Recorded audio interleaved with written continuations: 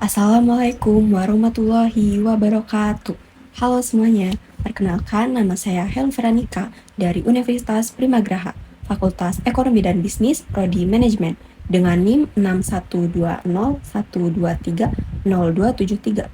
Tujuan saya membuat video ini adalah untuk memenuhi tugas ujian akhir semester mata kuliah Teori Ekonomi yang diampu oleh Bapak Teguh Setiadi. Di video ini, saya akan menjelaskan beberapa materi mengenai teori ekonomi yang sudah saya pelajari selama satu semester. Baik, langsung saja ke materi yang pertama, yaitu ada konsep dasar ekonomi mikro. Tapi sebelumnya, kalian tahu gak sih apa itu teori ekonomi? Jadi, teori ekonomi adalah ilmu ekonomi, juga dapat diartikan sebagai ilmu yang mempelajari tentang usaha manusia dalam mencapai kemakmuran. Untuk mencapai kemakmuran, manusia akan melakukan aktivitas ekonomi seperti konsumsi, produksi, dan distribusi. Hal ini dapat memunculkan masalah ekonomi, yaitu tidak seimbangnya kebutuhan manusia yang tak terbatas dengan jumlah barang atau produksi yang makin terbatas. Nah, materi yang pertama ini ada konsep dasar ekonomi mikro, di mana ekonomi mikro adalah cabang ilmu ekonomi yang mempelajari aktivitas ekonomi pada tingkat individu atau unit terkecil, seperti konsumen dan produsen. Sederhananya, ekonomi mikro membahas tentang keputusan-keputusan ekonomi yang diambil oleh individu atau perusahaan dalam memenuhi kebutuhan dan memaksimalkan keuntungan. Konsep dasar ekonomi mikro sendiri itu terbagi menjadi yang pertama, permintaan atau demand, atau jumlah barang atau jasa yang diinginkan dan mampu dibeli oleh konsumen pada berbagai tingkat harga dalam suatu periode tertentu.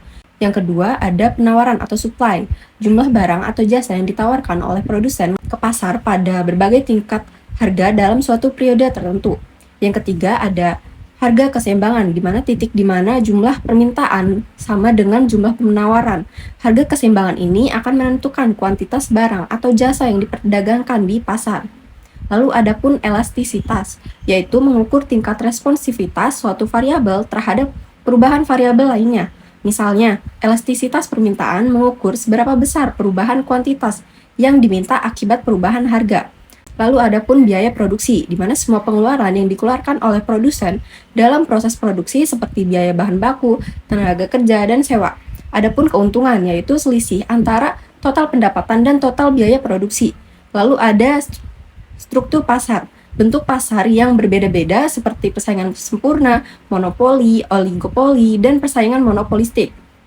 Setiap struktur pasar memiliki karakteristik dan implikasi yang berbeda terhadap perilaku perusahaan dan konsumen. Adapun teori utilitas, yaitu teori yang menjelaskan bagaimana konsumen membuat keputusan untuk memaksimalkan kepuasan atau utilitas dari konsumsi barang dan jasa. Lalu adapun teori produksi, yaitu teori yang menjelaskan bagaimana faktor-faktor produksi seperti tenaga kerja, modal, tanah dikombinasikan untuk menghasilkan barang atau jasa. Adapun contoh penerapan ekonomi mikro. Yang pertama ini ada konsumen, di mana konsumen membandingkan harga sebelum membeli suatu produk, memilih produk dengan kualitas terbaik dengan harga terjangkau. Yang kedua ada produsen, di mana menentukan harga jual produk baru, memutuskan berapa banyak tenaga kerja yang akan dipekerjakan. Yang ketiga ada dari pemerintah, menetapkan harga dasar suatu barang, memberikan subsidi kepada produsen tertentu. Intinya, ekonomi mikro memberikan kerangka kerja untuk memahami bagaimana individu dan perusahaan membuat keputusan ekonomi, serta bagaimana keputusan-keputusan tersebut berinteraksi dalam membentuk pasar. Materi yang kedua ini ada elastisitas permintaan dan penawaran, di mana elastisitas sendiri dalam ekonomi mikro merupakan ukuran yang menunjukkan seberapa sensitif atau responsif suatu variabel terhadap perubahan variabel lainnya. Dalam konteks permintaan dan penawaran, elastisitas mengukur sejauh mana perubahan harga suatu barang atau jasa akan mempengaruhi perubahan jumlah yang diminta atau ditawarkan.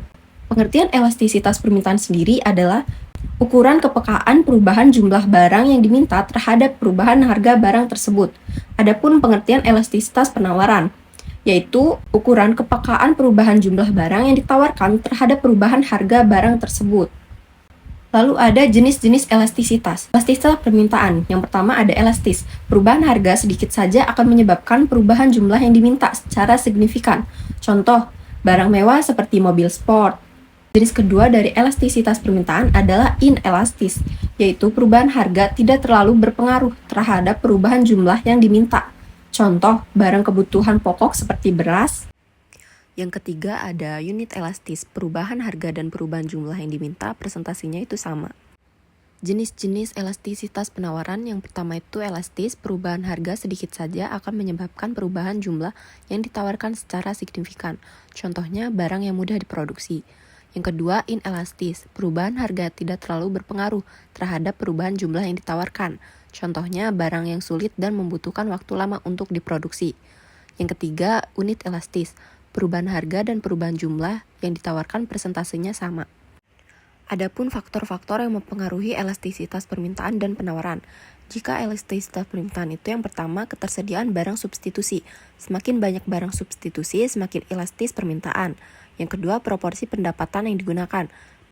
Barang yang membutuhkan porsi besar pendapatan cenderung lebih elastis. Lalu ada waktu, dalam jangka panjang permintaan cenderung lebih elastis dibandingkan jangka pendek. Lalu ada pun faktor lainnya seperti kebutuhan, barang kebutuhan pokok cenderung lebih inelastis dibandingkan barang mewah. Faktor yang mempengaruhi elastisitas penawaran, yang pertama ketersediaan faktor produksi. Semakin mudahnya mendapatkan faktor produksi, semakin elastis penawaran. Yang kedua, waktu. Dalam jangka panjang, penawaran cenderung lebih elastis dibandingkan jangka pendek. Yang ketiga, teknologi. Perkembangan teknologi dapat meningkatkan elastisitas penawaran. Adapun contoh penerapannya, yang pertama produsen minuman bersoda. Jika produsen minuman bersoda ingin meningkatkan pendapatan, mereka perlu mempertimbangkan elastisitas permintaan terhadap produk mereka. Jika permintaannya elastis, penurunan harga sedikit saja dapat meningkatkan penjualan secara signifikan. Yang kedua, contohnya pemerintah. Jika pemerintah ingin mengurangi konsumsi rokok, mereka dapat menaikkan pajak cukai rokok. Namun jika permintaan rokok sangat inelastis, kenaikan harga mungkin tidak efektif mengurangi konsumsi. Materi yang ketiga itu ada masalah ekonomi. Dalam mencapai kesejahteraan hidup, manusia melakukan aktivitas ekonomi, seperti jual beli. Namun aktivitas ekonomi tersebut tidak lepas dari masalah ekonomi. Sebenarnya apa sih yang dimaksud dengan masalah ekonomi? Masalah ekonomi adalah masalah yang sering terjadi dalam kehidupan sehari-hari. Baik masalah dalam jual beli, tawar-menawar, ataupun ekspor-impor.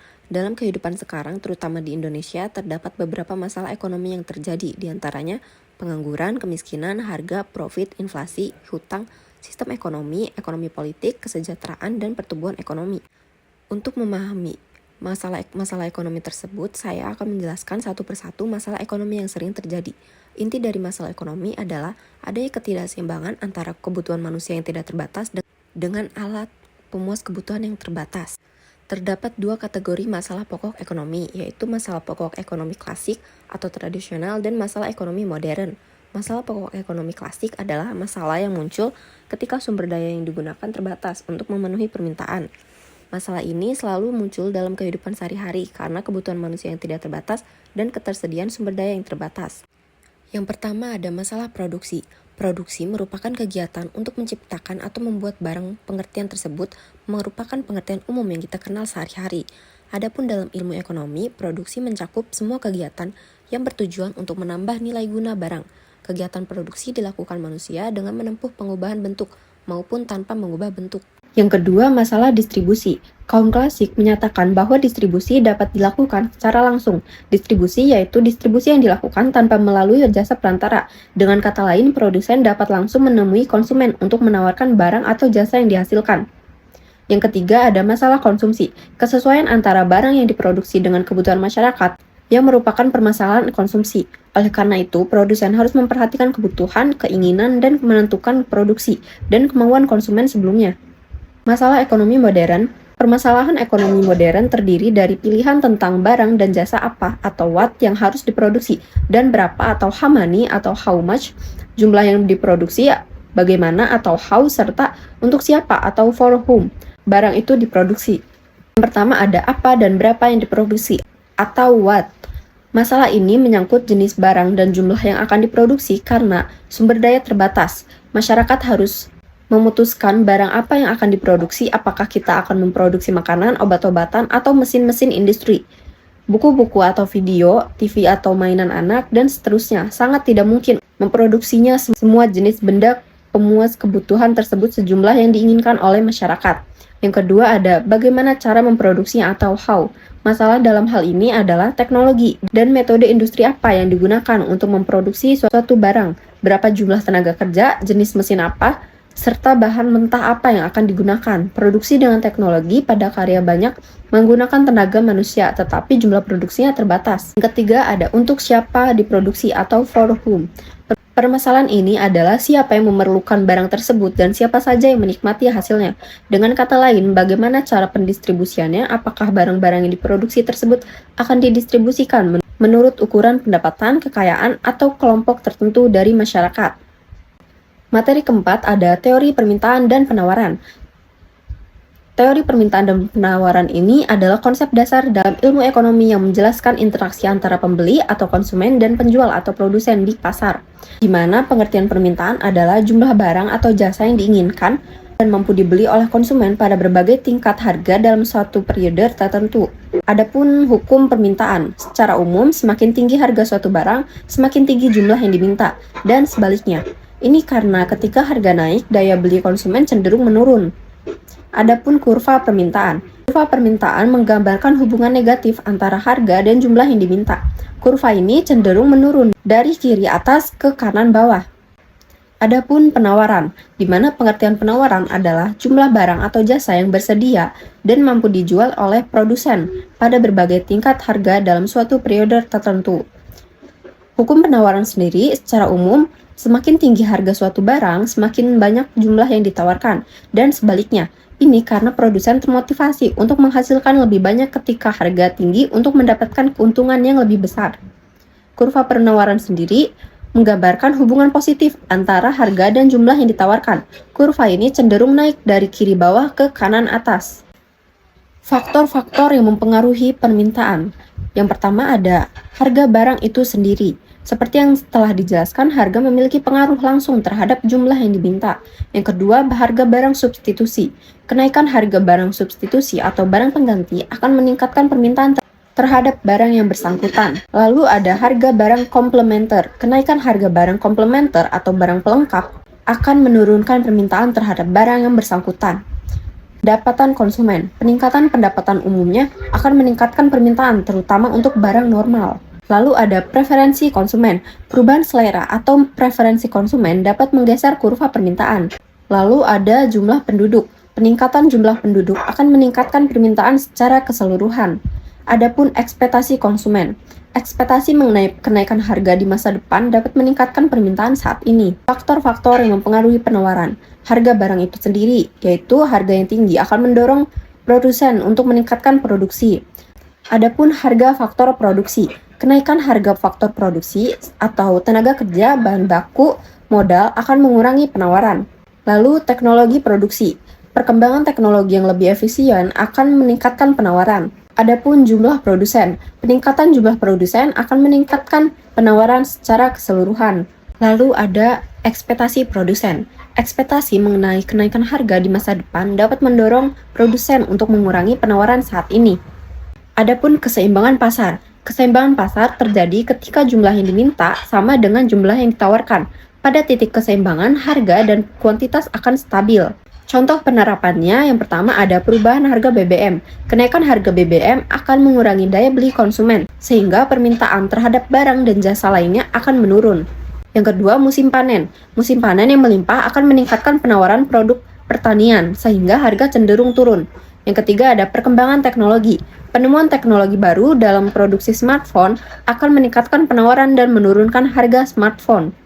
Materi selanjutnya ada teori produksi. Teori produksi adalah cabang ilmu ekonomi yang mempelajari bagaimana faktor-faktor produksi seperti tanah, tenaga kerja, modal, dan teknologi dikombinasikan untuk menghasilkan barang atau jasa. Tujuan utama teori produksi adalah untuk memahami bagaimana produsen dapat memaksimalkan output produksi dengan menggunakan input faktor produksi yang terbatas. Konsep dasar teori produksi sendiri yang pertama ada fungsi produksi. Fungsi produksi menggambarkan hubungan antara input faktor produksi dan output produksi secara sistematis. Yang kedua ada hukum hasil yang menurun. Hukum ini menyatakan bahwa jika kita terus menambahkan satu faktor produksi variabel, misalnya tenaga kerja pada suatu faktor produksi tetap, misalnya modal, maka pada awalnya produksi akan meningkat, tetapi setelah mencapai titik tertentu, tambahan produksi akan semakin kecil. Hal ini disebabkan oleh semakin terbatasnya faktor produksi tetap yang dapat digunakan oleh faktor produksi variabel. Selanjutnya ada produktivitas marginal. Produktivitas marginal adalah tambahan output yang dihasilkan ketika satu unit faktor produksi variabel ditambahkan, dengan asumsi faktor produksi lainnya tetap. Adapun biaya produksi. Biaya produksi adalah semua pengeluaran yang dikeluarkan oleh produsen dalam proses produksi, termasuk biaya bahan baku, tenaga kerja, sewa, dan lain-lain. Adapun skala produksi. Skala produksi mengacu pada perubahan output yang terjadi ketika semua faktor produksi ditingkatkan dalam proporsi yang sama. Ada 3 jenis skala produksi, yaitu ada skala hasil tetap jika output meningkat dengan proporsi yang sama dengan peningkatan semua faktor produksi. Yang kedua, skala hasil meningkat jika output meningkat lebih dari proporsi peningkatan semua faktor produksi. Yang ketiga, skala hasil menurun jika output meningkat kurang dari proporsi peningkatan semua faktor produksi. Adapun penerapan teori produksi dalam dunia nyata. Yang pertama, perusahaan manufaktur. Perusahaan manufaktur menggunakan teori produksi untuk meningkatkan jumlah tenaga kerja, mesin, dan bahan baku yang optimal untuk menghasilkan produk tertentu. Yang kedua, pertanian. Petani menggunakan teori produksi untuk menentukan jumlah pupuk, pestisida, dan tenaga kerja yang diperlukan untuk mendapatkan hasil panen yang maksimal. Lalu adapun sektor jasa. Perusahaan jasa, misalnya restoran, hotel, juga menggunakan teori produksi untuk menentukan jumlah karyawan, bahan baku, dan kapasitas produksi yang optimal. Materi selanjutnya ada struktur pasar. Pengertian pasar sendiri dalam arti sempit, pasar diartikan sebagai tempat bertemunya penjual dan pembeli untuk bertransaksi barang dan jasa. Dalam arti luas, pasar merupakan suatu proses di mana penjual dan pembeli saling berinteraksi untuk menetapkan harga keseimbangan. Secara umum, pasar adalah tempat bertemunya permintaan dan penawaran sehingga dapat menetapkan harga. Terjadinya sebuah pasar diperlukan syarat-syarat, antara lain terdapat penjual dan pembeli, tersedia barang dan jasa yang akan diperjualkan, terjadinya transaksi antara pembeli dan penjual melalui proses tawar-menawar, serta tersedia media untuk interaksi penjual dan pembeli. Dalam ilmu ekonomi, pengertian pasar memiliki arti yang lebih luas daripada hanya sekedar tempat pertemuan antara penjual dan pembeli untuk mengadakan transaksi jual-beli barang. Pengertian pasar tidak harus dikaitkan dengan suatu tempat yang dinamakan pasar dalam pengertian sehari-hari. Pasar mencakup keseluruhan permintaan dan penawaran, serta seluruh kontak antara penjual dan pembeli untuk mempertukarkan barang dan jasa. Adapun pengertian struktur pasar, yaitu keadaan pasar yang menggambarkan karakteristik pasar seperti jumlah pembeli dan penjual, jenis produk yang ditawarkan, hambatan yang ada, dan seberapa mudah perusahaan masuk dan keluar dari pasar. Struktur pasar dapat mempengaruhi kondisi persaingan, tingkat harga barang dan jasa, serta perilaku perusahaan. Struktur pasar terbagi atas pasar persaingan sempurna dan pasar persaingan tidak sempurna. Pasar persaingan sempurna terjadi apabila tidak ada satupun produsen yang bisa mempengaruhi harga pasar. Adapun pasar persaingan tidak sempurna terjadi apabila terdapat satu atau beberapa produsen atau konsumen sudah mulai dapat mempengaruhi harga pasar. Adapun jenis-jenis struktur pasar. Yang pertama, pasar persaingan sempurna. Pasar persaingan sempurna adalah pasar yang di dalamnya terdapat banyak penjual dan pembeli. Namun demikian, kedua pihak tidak dapat mempengaruhi harga karena harga telah ditentukan oleh pasar itu sendiri atau secara keseluruhan permintaan dan penawaran. Adapun contoh persaingan sempurna adalah perusahaan beras, perusahaan buah dan sayur, pasar minyak wangi, dan lainnya. Sedangkan ciri-ciri pasar persaingan sempurna adalah sebagai berikut. Yang pertama, jumlah pembeli dan penjual banyak. Yang kedua, barang atau jasa yang diperjualbelikan bersifat homogen. Yang ketiga, faktor produksi bebas bergerak. Yang keempat, adanya kebebasan untuk mengambil keputusan. Yang kelima, pembeli dan penjual mengetahui keadaan pasar. Yang keenam, produsen bebas keluar masuk pasar. Yang ketujuh, harga ditentukan oleh mekanisme pasar, penawaran dan permintaan. Yang kedua, pasar persaingan tidak sempurna. Pasar persaingan tidak sempurna adalah sebuah pasar yang mana selisih penjual dan pembelinya sangat banyak, tapi dengan barang atau produk yang sama atau serupa. Pasar persaingan tidak sempurna juga seringkali disebut sebagai suatu bentuk pasar yang tidak terorganisir secara sempurna. Karena itu, jenis pasar ini dianggap tidak sempurna karena adanya kecacatan yang bisa menimbulkan ketidakadilan di dalam pasar. Secara umum, ciri-ciri pasar persaingan tidak sempurna adalah sebagai berikut. Yang pertama, jumlah penjual sedikit tapi banyak pembeli. Yang kedua, penjual berhak menentukan harga produknya sendiri. Yang ketiga, penjual baru akan susah untuk bersaing. Yang keempat, tidak ada produk pengganti barang yang dijual sama.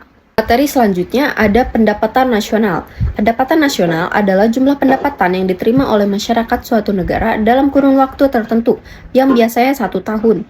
Konsep pendapatan nasional pertama kali dicetuskan oleh Sir William Petty dari Inggris yang berusaha menaksir pendapatan nasional di negaranya pada tahun 1665.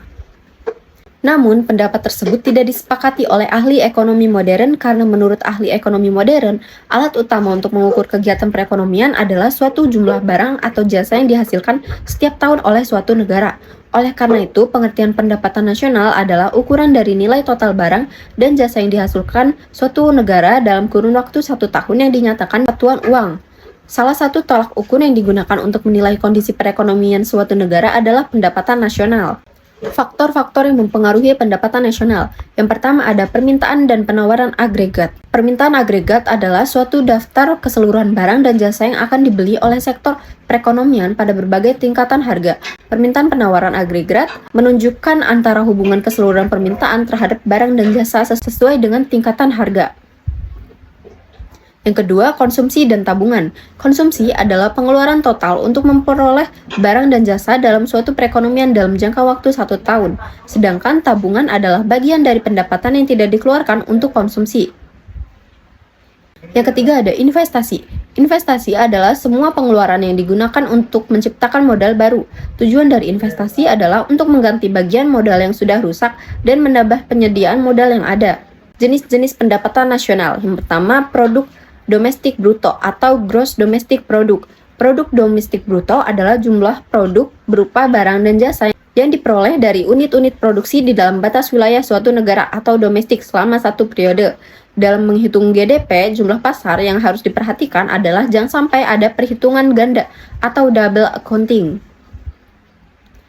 Yang kedua, ada produk nasional bruto atau gross national product. Produk nasional bruto atau PNB meliputi nilai produk berupa barang dan jasa yang dihasilkan oleh masyarakat dalam suatu negara atau nasional selama 1 periode. Dalam menghitung besar GNP berdasarkan harga pasar yang harus diperhatikan yaitu jangan sampai ada perhitungan ganda. Yang ketiga, produk nasional neto atau net national product. Produk nasional neto atau NNP adalah jumlah GNP yang dikurangi dengan barang modal sebagai penggantian. Penyusutan bagi peralatan yang digunakan untuk memproduksi barang dalam proses produksi umumnya bersifat tafsiran sehingga dapat menimbulkan kesalahan meskipun relatif kecil. Penyusutan adalah berkurang barang yang sudah lama karena pemakaian. Yang keempat, pendapatan nasional neto atau net national income. Pendapatan nasional neto atau NNI adalah pendapatan yang dihitung dari jumlah balas jasa yang diterima oleh rakyat sebagai pemilik faktor produksi. Besar NNI bisa didapat dari NNP dikurangi dengan pajak tidak langsung dari subsidi. Yang kelima, ada pendapatan perseorangan atau personal income. Pendapatan perseorangan adalah jumlah pendapatan yang diterima oleh setiap penduduk dalam masyarakat, termasuk pendapatan yang didapatkan tanpa memberikan suatu kegiatan yang lainnya. Yang keenam, pendapatan yang siap dibelanjakan atau disposable income.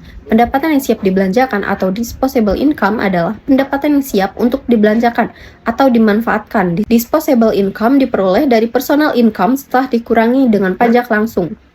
Materi selanjutnya yaitu persaingan monopolistik, di mana pengertian pasar persaingan monopolistik secara sederhana adalah bentuk pasar yang di dalamnya terdapat banyak penjual atau produsen dan pembeli atau konsumen, tetapi produk yang dijual memiliki perbedaan cukup signifikan, sehingga penjual memiliki sedikit kekuatan untuk mengontrol harga. Pasar monopolistik adalah salah satu jenis pasar persaingan tidak sempurna.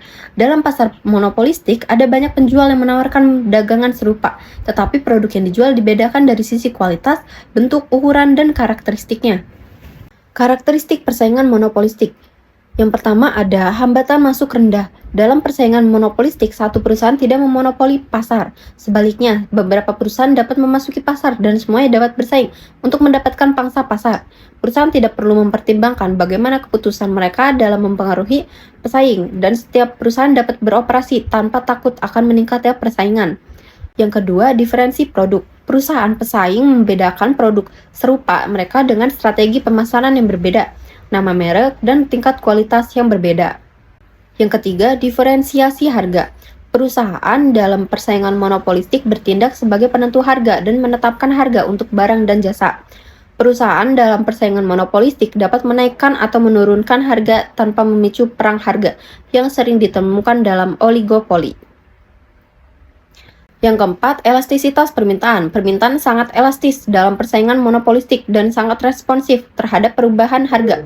Konsumen akan beralih dari satu merek ke merek lain untuk menentukan barang-barang seperti deterjen, cucian hanya berdasarkan kenaikan harga. Sistem persaingan monopolistik. Sistem persaingan monopolistik adalah salah satu bentuk struktur pasar yang memiliki karakteristik unik, di mana terdapat banyak penjual yang menawarkan produk yang serupa tetapi tidak identik. Dalam konteks ini, terdapat beberapa sistem yang dapat diidentifikasi yang mencakup cara perusahaan beroperasi, berinteraksi dengan konsumen, dan bersaing satu sama lain. Yang pertama, sistem pemasaran. Sistem pemasaran dalam persaingan monopolistik mencakup strategi yang digunakan oleh perusahaan untuk mempromosikan produk mereka dan menarik perhatian konsumen. Contohnya iklan dan promosi, branding, segmentasi pasar. Yang kedua, sistem produksi. Sistem produksi mencakup cara perusahaan memproduksi barang dan jasa. Yang kedua, sistem produksi mencakup cara perusahaan memproduksi barang dan jasa untuk memenuhi permintaan pasar. Contohnya inovasi produk, kualitas dan diferensiasi, efisiensi biaya. Yang ketiga, sistem penetapan harga. Sistem penetapan harga dalam persaingan monopolistik mencakup strategi yang digunakan oleh perusahaan untuk menentukan harga produk mereka. Contohnya penentu harga, strategi harga, diskon, dan promosi. Yang keempat, sistem distribusi. Sistem distribusi mencakup cara produk didistribusikan dari produsen ke konsumen. Contohnya saluran distribusi, e-commerce, logistik. Yang kelima, sistem persaingan. Sistem persaingan mencakup cara perusahaan bersaing satu sama lain dalam pasar. Contohnya diferensiasi produk, inovasi berkelanjutan, dan responsif. Materi selanjutnya ada pasar bebas dan kebijakan pemerintah. Pasar bebas adalah sistem ekonomi yang ditentukan oleh kekuatan pasar, permintaan dan penawaran dengan keterlibatan pemerintah minimal. Sementara itu, kebijakan pemerintah merupakan tindakan atau keputusan untuk mencapai tujuan ekonomi, sosial, dan politik. Pasar bebas memiliki ciri kegiatan ekonomi swasta, persaingan, harga ditentukan pasar, dan keterlibatan pemerintah minimal. Kebijakan pemerintah bertujuan untuk mengatur ekonomi, melindungi hak konsumen, meningkatkan kesejahteraan, dan mengatur lingkungan. Kebijakan ini meliputi fiskal, moneter, perdagangan, dan industri. Keduanya saling terkait dan mempengaruhi pertumbuhan ekonomi, kesejahteraan masyarakat, kestabilan politik, dan lingkungan hidup. Interaksi pasar bebas dan kebijakan pemerintah. Yang pertama, dalam pasar bebas, pemerintah tetap memiliki peran penting meskipun intervensi di pasar minim. Tanpa pengaturan yang tepat, pasar bebas bisa menyebabkan ketimpangan ekonomi, kerusakan lingkungan, atau persaingan tidak sehat. Yang kedua, kebijakan pemerintah dalam pasar bebas bisa berfokus pada menciptakan keseimbangan antara kebebasan pasar dan perlindungan kepentingan publik seperti melindungi konsumen, menjaga stabilitas ekonomi, dan mencegah praktik monopoli. Model ekonomi pasar bebas. Terdapat beberapa model ekonomi yang lebih mendalam mengenai pasar bebas, antara lain: yang pertama, kapitalisme. Kapitalisme adalah sistem ekonomi yang mengutamakan kepemilikan pribadi terhadap sumber daya dan perusahaan, serta mengandalkan pasar bebas untuk menentukan harga dan alokasi sumber daya. Dalam sistem kapitalisme, individu dan perusahaan swasta memiliki kebebasan untuk berbisnis, menghasilkan keuntungan, dan berkompetensi di pasar. Yang kedua, ekonomi pasar bebas sosial. Meskipun mirip dengan kapitalisme, ekonomi pasar bebas sosial mengedepankan keseimbangan antara kebebasan pasar dan jaminan sosial bagi warga negara. Negara tetap menyediakan layanan dasar seperti kesehatan, pendidikan, dan kesejahteraan sosial. Yang ketiga, neoliberalisme adalah pendekatan ekonomi yang sangat menekankan pada pasar bebas, privatisasi, deregulasi, dan pengurangan peran negara dalam perekonomian. Banyak negara berkembang yang menerapkan kebijakan neoliberal dalam upaya meningkatkan efisiensi dan pertumbuhan ekonomi. Materi selanjutnya yaitu kebijakan fiskal dan kebijakan moneter. Pengertian kebijakan fiskal sendiri adalah salah satu kebijakan makroekonomi yang melibatkan tindakan pemerintah dalam mengatur pengeluaran dan pendapatan negara untuk mempengaruhi permintaan dan penawaran agregat dalam perekonomian. Kebijakan fiskal melibatkan peningkatan pengeluaran pemerintah atau pemotongan pajak untuk merangsang tambahan permintaan bagi barang dan jasa, terutama dari rumah tangga.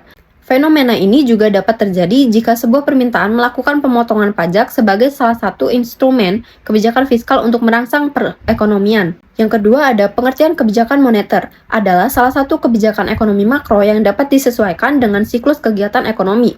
Menurut Mishkin tahun 2008, kebijakan moneter mencakup semua upaya atau tindakan yang dilakukan oleh bank sentral untuk mempengaruhi variabel-variabel moneter dalam perekonomian seperti jumlah uang beredar, tingkat suku bunga, ketersediaan kredit, dan nilai tukar mata uang. Kebijakan ini merupakan salah satu instrumen utama dalam kebijakan ekonomi makro yang bertujuan mencapai sasaran-sasaran tertentu dalam perekonomian. Fungsi kebijakan fiskal dan kebijakan moneter. Yang pertama, kebijakan fiskal. Fungsi yang pertama ada fungsi otoritas. Fungsi dari kebijakan fiskal adalah otoritas, artinya kebijakan fiskal berfungsi ketika anggaran negara telah menjadi pedoman yang digunakan untuk mencari pendapatan serta belanja pada tahun tertentu dan bersangkutan. Yang kedua ada fungsi perencanaan. Fungsi keduanya ini sebagai perencanaan, artinya kebijakan fiskal berfungsi ketika anggaran dari suatu negara telah menjadi dasar bagi manajemen dalam merencanakan anggaran tahun yang bersangkutan saat itu. Yang ketiga, fungsi pengawasan. Kebijakan fiskal berfungsi ketika anggaran suatu negara telah menjadi dasar manajemen untuk merencanakan anggaran tahun yang bersangkutan. Yang kedua, kebijakan moneter. Kebijakan moneter memiliki beberapa fungsi utama dalam perekonomian yang meliputi: pertama, mengendalikan inflasi. Salah satu fungsi kebijakan moneter adalah untuk mengendalikan tingkat inflasi. Dengan mengatur jumlah yang beredar dan suku bunga, bank sentral dapat mencoba untuk menjaga tingkat inflasi dalam kisaran yang ditargetkan. Kedua, mendorong pertumbuhan ekonomi. Peran dan fungsi kebijakan moneter juga digunakan untuk merangsang atau mengendalikan pertumbuhan ekonomi. Dengan menurunkan suku bunga, bank sentral dapat mendorong pinjaman dan investasi, yang pada gilirannya dapat merangsang aktivitas ekonomi dan pertumbuhan output. Yang ketiga, menjaga stabilitas mata uang. Peran dan fungsi kebijakan moneter adalah menjaga stabilitas nilai tukar mata uang suatu negara. Melalui intervensi di pasar valuta asing dan kebijakan suku bunga, bank sentral dapat mencoba untuk mencegah depresiasi atau penguatan yang terlalu drastis dari mata uangnya, yang dapat memiliki dampak yang signifikan pada perdagangan internasional, inflasi, dan stabilitas ekonomi secara keseluruhan. Tujuan kebijakan fiskal dan kebijakan moneter. Yang pertama, kebijakan fiskal, yaitu memperbaiki keadaan perekonomian. Hal ini dapat dilakukan dengan mengatur tingkat konsumsi pemerintah, jumlah transfer pemerintah, dan jumlah pajak yang diterima sehingga dapat mempengaruhi tingkat pendapatan nasional. Yang kedua, meningkatkan kesempatan kerja. Implementasinya penerimaan pengeluaran dalam anggaran pendapatan dan belanja negara atau APBN. Tujuan dari semua itu adalah untuk meningkatkan laju investasi, untuk meningkatkan output nasional yang pada akhirnya dapat menyerap kesempatan kerja. Yang ketiga, menjaga kestabilan harga-harga secara umum dan laju inflasi. Implementasi dari kebijakan ini adalah dengan menetapkan pajak langsung, progresif, dan pajak komoditas dengan harapan dapat menjaga stabilitas harga dan dapat menekan lalu inflasi yang timbul di masyarakat. Yang kedua, kebijakan moneter. Adapun tujuan dari kebijakan moneter adalah sebagai berikut. Pertama, menjaga stabilitas ekonomi. Jalannya roda perekonomian akan terganggu jika jumlah uang yang beredar melebihi atau lebih sedikit dari jumlah barang dan jasa yang beredar. Hal ini karena bisa mengakibatkan terjadinya inflasi atau deflasi. Yang kedua, menjaga stabilitas harga. Tinggi rendahnya harga barang dan jasa sangat mempengaruhi jalannya perekonomian. Harga yang tinggi bisa mengakibatkan turunnya permintaan. Turunnya permintaan mengakibatkan turunnya produktivitas dunia usaha. Oleh karena itu, pemerintah perlu menjaga kestabilan harga barang dan jasa dengan menggunakan kebijakan moneter.